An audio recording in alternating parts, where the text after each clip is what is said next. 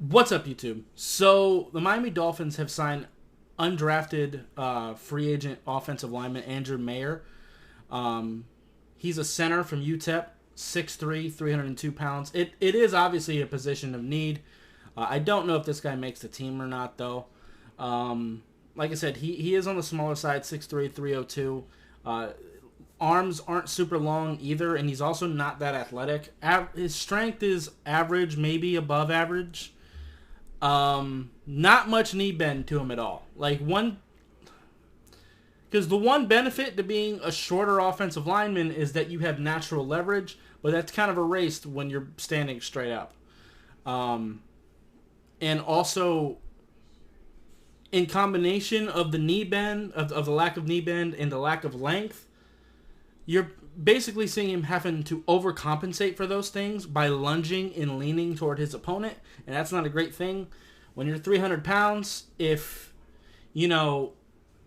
they pull some cloth, if they hit you with a swim move, a club move over the top, or if they're a more nimble defensive lineman and they just kind of sidestep you, and you're lunging, you're already basically falling over your feet, which isn't a great thing. You never really want to play over your feet as an offensive lineman. That's just not something you really want to do.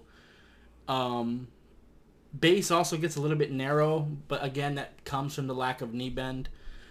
And as far as his hands go, it looks like he does attempt to get both of his hands inside, which I do like. That is where offensive linemen's hands belong, is inside on the chest between the numbers.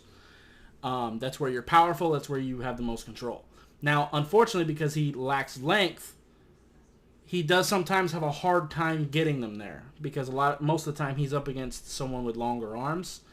But what he'll do is he'll put his hands on the shoulder pads, and then once he gets a chance to get closer, then he'll move his hands inside. And that's okay, but something that would be a little bit better would be actually grabbing the inside of the elbow. That's actually a little bit better. It gives you a little bit more control, and it's a quicker transition from the elbows to the chest.